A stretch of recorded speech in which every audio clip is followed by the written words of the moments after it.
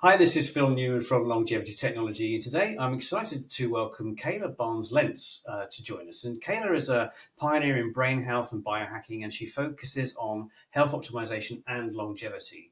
So she's the founder of Brain Upgraded and LYV as well. So she's committed to exploring really cutting-edge wellness practices and sharing some very actionable insights through the work that she does with her podcast and socials. So today we'll be taking a deep dive into her journey, the favorite biohacking techniques, and the science behind brain health and longevity, which of course is a very, very important part of the wellness agenda, and obviously making sure that we're happy people as well. So Kayla, welcome to the show. Thank you so much for having me. It's great to see you again. Oh, well, Kayla, you started early, right? So you got into this quite early. So what was the spark that originated your journey into health span and brain health? Yeah, I was really fortunate to kind of see a light pretty early on. So I started studying nutrition. I grew up on a very standard American diet, foods that I would never consider eating now, but Pop Tarts, junk foods, all these things. And so when I started studying nutrition, it's really been like a slow but substantial build for me. Started changing what I was eating, just started swapping out, ultra processed foods for more, whole foods. And I felt amazing. So along that same time, when I was in college, I was also starting my first business. So I did not come from a family of entrepreneurs, but I always knew I wanted to be one. And I knew that in order to create this like exceptional life that I had for me in my mind, it was going to take me upgrading my biology and my brain to be able to get to that place, right? I always say that health is the foundation of greatness. So without health, you can't put in those long hours. Without health, you can't have the stamina to go the extra mile. So I knew that I had to focus on upgrading my body and my brain to really get to where I wanted to be. So yeah, was a very blessed to have early education just in nutrition. But then I thought, what else can I do? If I feel so much better by just changing what I'm eating, what else is out there, right? So I Mm-hmm. started to really like do deep dives. And this is when, this is almost 15 years ago, early on. This is when there wasn't a ton of data and information available. But I started looking at, research. I found people like, Dave Asprey, like way back in the day, that were doing these like N of one experiments on themselves. And I just started trying it. I was an athlete from a young age, so maintained my exercise regimen, and I felt great about that. But I started doing just little things, right? Like sauna, and that kind of built up to all of these really kind of intense protocols that I have now. My house is basically like a clinic. We see a PEMF machine in the background there. I have a Right. hyperbaric oxygen, like a medical grade chamber in my bedroom, multiple saunas, cold therapies, probably 15 red light panels here. We have a NanoV, which is a German device for reducing oxidative stress. We have all the things here now, but it really has been a slow build of incorporating different practices, testing them, and also a lot of lab testing too. So yeah, I mean, 4 years ago, I co-opened this clinic. It's called Live, and we do precision medicine there. We do a lot of these biohacking, biology upgrading therapies like hyperbaric, like cold therapy, like EBU, which is ultra high dose ozone. We do things like methylene blue IVs, precision, IV therapy based on labs, like a nutrient status test. So it's been it's been a slow but amazing journey, and now I think I'm one of the most measured women on the planet. I've released all my labs publicly and what I'm doing, because I think it's really important. We have incredible men in the space, right? Like, so many great for men by men protocols, but Mm-hmm. women are super interested in this as well, and we need for women by women protocols, because as Dr. Stacy Sim says, women are not small men. So I'm excited to see the discourse around female longevity becoming more mainstream. Yeah, absolutely. It's a big subject. Ovarian aging, ovarian longevity is a very big part of the science of what's happening in longevity. But maybe let's just switch into optimizing brain function, right? Because Yeah. you work with Dr. Daniel Amen, and you're certified in brain health. So, what do you think are the most important strategies for optimizing brain function? Yeah, Dr. Amen really revolutionized psychiatry, right? Like the brain was one of the only organs that if you're dealing with dysfunction, let's say, any mental health issues, the first go-to was not to look at that organ, right? Like if you have a problem with your heart, they look at the heart. In psychiatry, that was not the case. So he really revolutionized psychiatry by actually looking at the function of the brain with SPECT imaging. And he Yeah. really changed my perspective early on because we're very naturally inclined to focus on the things that we see, right? Like we see our body weight and our body composition, and those are all really important. But I started thinking of it as a brain first approach after I did his coursework. And so, our brain is only about 2 pounds in weight, but it consumes a significant portion of our calories every single day. It's a very energy consumptive organ. So, one of the first things when it comes to brain health and mood, I always think of what are you putting in, right? So if your brain is using all these calories and all this energy that you're putting in forms of food and beverages, what are you feeding it? Are you feeding it to perform better or are you feeding it to perform worse? So brain health diet, it's very similar to the Mediterranean diet, things like a lot of organic plants and EVOO and healthy fats like avocados. And it's a very low, lower glycemic. We don't want to be having a ton of blood sugar spikes because then that will lead to a crash. We really want to focus on anti-inflammatory foods, which will help the brain and the body to function better. The other thing that's an absolute and these are really the basis of health, right? I always think about how can you move the needle the most on your health with the lowest resources to start.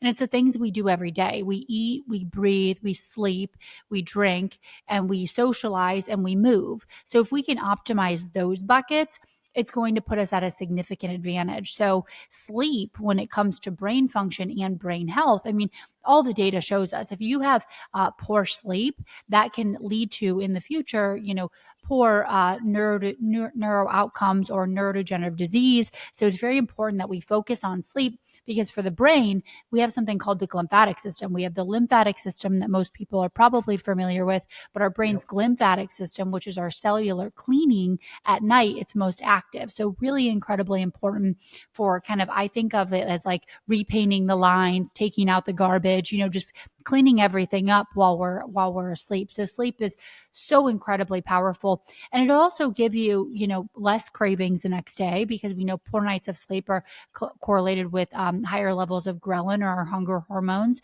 So it's going to set you up for such an incredible next day if you focus on sleep the night before. So those are two for me non-negotiables. Exercise is also incredibly important for the brain. The brain, loves a great blood flow and good blood supply. So when we exercise, we improve the blood flow. We can increase dopamine in our brain. We release endorphins, which makes us feel better, gives us more motivation. So those are really three basic things, but very important for brain health overall. Something a little bit more in depth that I like to look at when it relates to brain health and overall health is a total toxic burden test. So, I do these thousands of labs every single quarter and imaging, etc. But there's something called the total toxic burden, and you're looking at heavy metals, which we know there's a direct link between heavy metal exposure and neurological disease. So that's something to really be, cognizant of as well and something to potentially look into. The second test would be for our gut, right? We know that the gut and the brain directly communicate. So most of our serotonin, which is known as the happiness chemical, is housed in our gut. Most of our immune system is housed in our gut, and our gut and our brain are directly communicated. It's now being called the second brain is our Yeah. gut. So really optimizing gut health to influence better brain health while managing and being aware of any potential toxicities. Because the question when it comes to cognitive dysfunction or neurological conditions, of course, there's always, potentially a genetic component, but my approach to health in general is what is the why? Why are you not thinking clearly? Why do you have no energy? Or why, are you experiencing, neurological issues? Like, let's dive a little deeper and look at labs to then be able to optimize all aspects of our health. Yeah, great. Well, you kind of hit four really big pillars there of maintaining not only your physical well-being but your mental health as well. And I guess the exercise, all of those things are super important. But of course, you've also explored many biohacking techniques, from Yeah. hyperbaric oxygen therapy, peptide use, and so on. So, which are the best practices would you say for most effectively dealing with people's longevity? Yeah, I mean, hyperbaric, I first learned about hyperbaric from Dr. Daniel Amen and the benefits for the brain. So he was doing many studies, and some of them with the NFL, looking at brain scan SPECT imaging, which is, blood flow and activity before and after about 40 sessions of hyperbaric oxygen. And he was seeing substantial improvements in Right. cognitive function and brain health from these 40 sessions of hyperbaric. And hyperbaric in the home, I'll be honest, is not a very common thing at this point. We also offer it at, my clinic, but I think it's going to become more popular with time because there's not only brain benefits, but there's also a lot of new emerging research showing general, benefits. There's some studies out of Israel showing that it can lengthen the telomeres, which we know decrease in length as we age. So we want to be able to buffer that. I think hyperbaric is an amazing one. I also love red light therapy. I think red light for, just the general panels is quite popular, but there's also red light, like intranasal red light photobiomodulation for improving. We know that the brain has an incredibly high density of mitochondria. We also know that unfortunately, this day and age, we're having a lot of mitochondrial dysfunction. So I love red light for not only, topical benefits. We can use it for skin health and decreasing wrinkles, things of that nature, but the increase and the health improvements of our mitochondria, which is, of course, incredible for cellular energy. And so I have something called a V light, which is intranasal photobiomodulation, even cranial photobiomodulation. And it's amazing that all these new devices are coming out that can kind of help to improve cognition through light therapy. And the thing is, if we think about how we used to live versus how we live now, so much of it, to make it kind of very simple, is going back to what we used to do, right? Because there's Yeah. actually red and infrared light in the sun. So it's beneficial to have all of this technology, and you can expedite a lot of the benefits that we used to get. But even getting that morning sun in the eyes, it is signaling to your body and brain that it's time to wake up. We're so disconnected from our circadian rhythms because we're eating at all hours of the day, we're exposed to light at all hours of the day. And a lot of it can be brought back into that more, circadian appropriate lifestyle. And even, for example, when the sun goes down, you shouldn't be eating anymore because Yeah. your body's going to be releasing melatonin to get you prepped for sleep.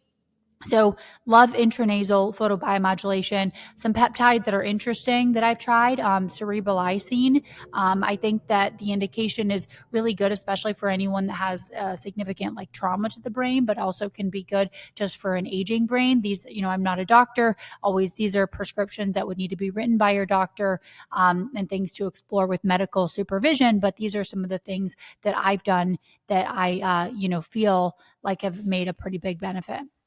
Great. So let's talk about we've talked about the gut brain axis, right? So let's talk about the relationship and the balance between physical exercise and mental health. Now, obviously, you work with clients, you do work yourself. How does that work in terms of practices that you do? What are the protocols that you employ to get that balance right between physical and mental health?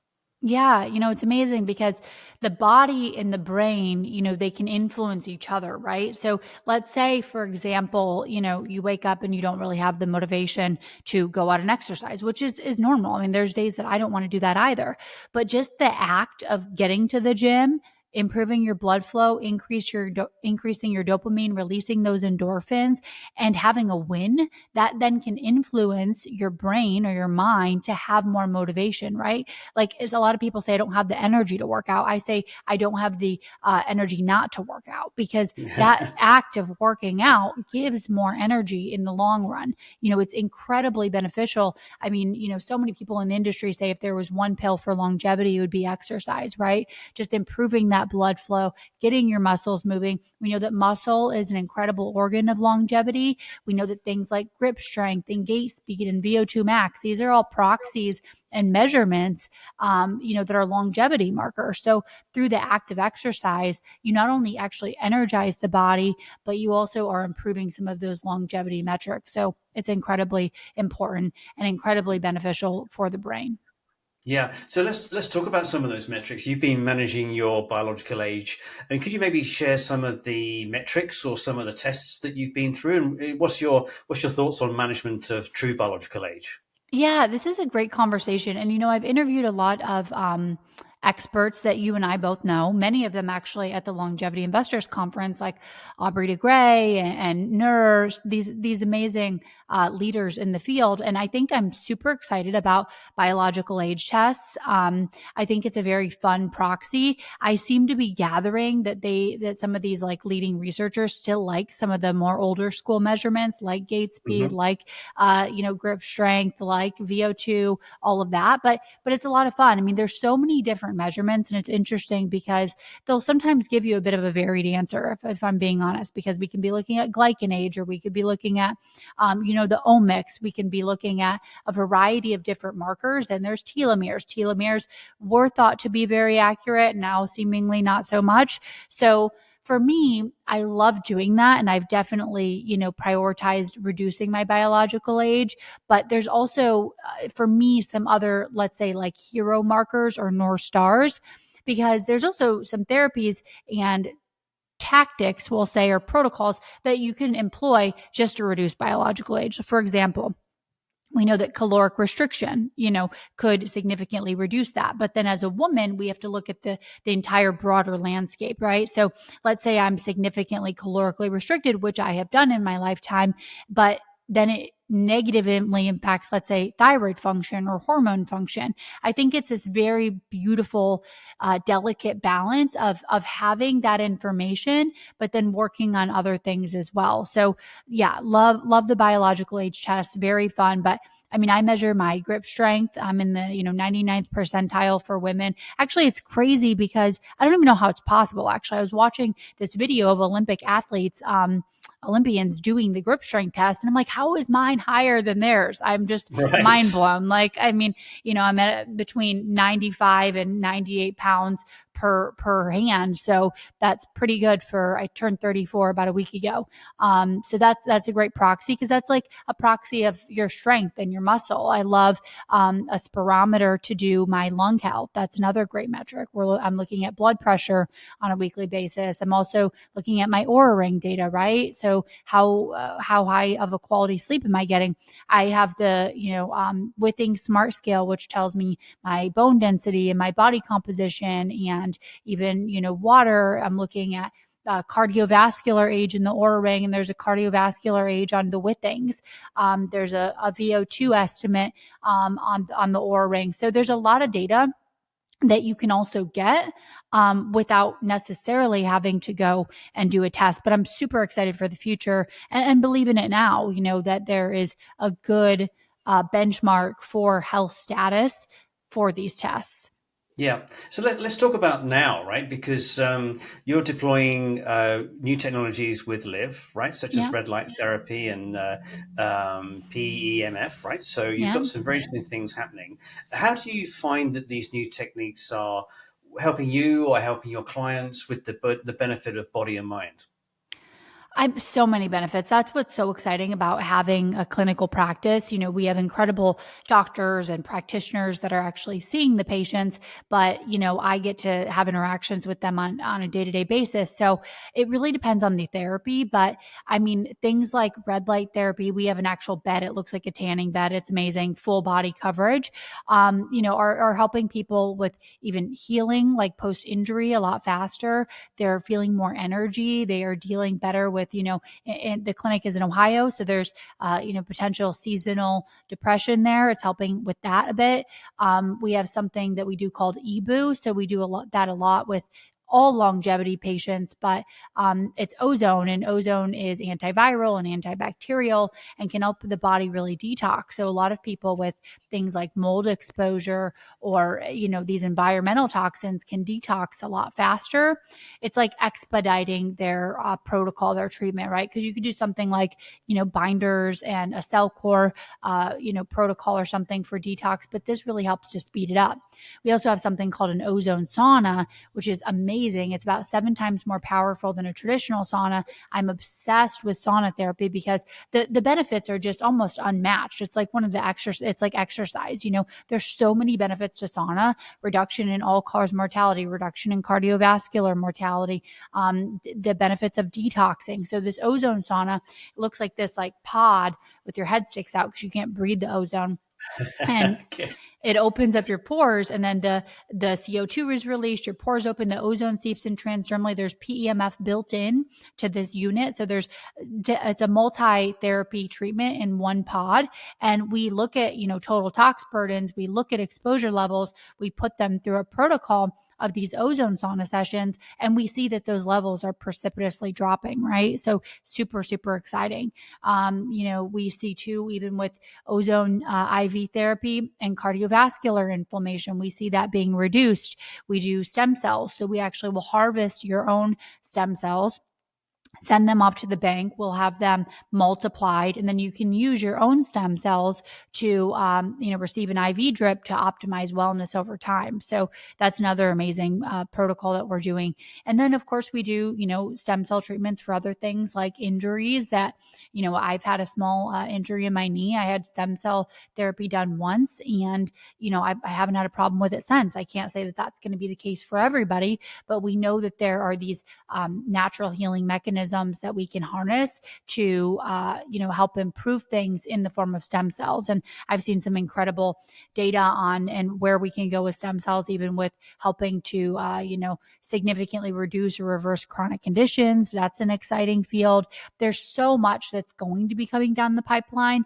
The problem is that when you look at scientific research, right? Because there's like, let's say, what does the study say? And then what do we see clinically? Those can often be two different things. One, because everybody is different.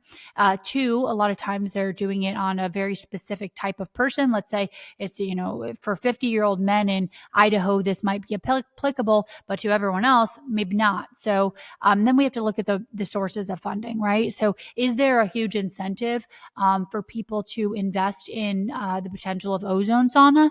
Probably not, because it's not, a pharmaceutical that can be like a blockbuster therapy and treatment. So a lot of this N of one I find incredibly beneficial, and then to be able to experience those benefits also through the clinic and people telling me their outcomes is super exciting. I mean, peptide therapy is something that, the most famous peptide now that put all peptides on the market are the GLP-1s, things like semaglutide, but there's a whole other host of peptides that can be used in beneficial ways. I'm currently on a dose of thymosin alpha-1, which can be used to help, boost the immune system. It can be good for reducing inflammation. I've been on CJC epinephrine before, which can help to add on muscle. Especially as we age, it gets so much harder to put on muscle for women. When we hit menopause, we see a pretty significant decline in our bone health and in our muscle mass. So being able to use some of these, either exogenous molecules or tools or therapies or devices to be able to really upgrade our health in a faster way, I think is incredibly exciting. Yeah, great. Well, Kayla, thank you so much for sharing your wealth of knowledge and experience with us. I mean, obviously, your passion for all this optimization and dedication to longevity is really truly inspiring. Absolutely. Thank you for having me. Great. Well, of course, you can find out more about Kayla's work in Brain Upgraded and her podcast that's got lots and lots of biohacking tips. I hope you've enjoyed today's discussion, and don't forget to subscribe and share, and stay tuned for more insights in health and wellness. So, Kayla, thanks again. It's been really fun. Thanks for having me.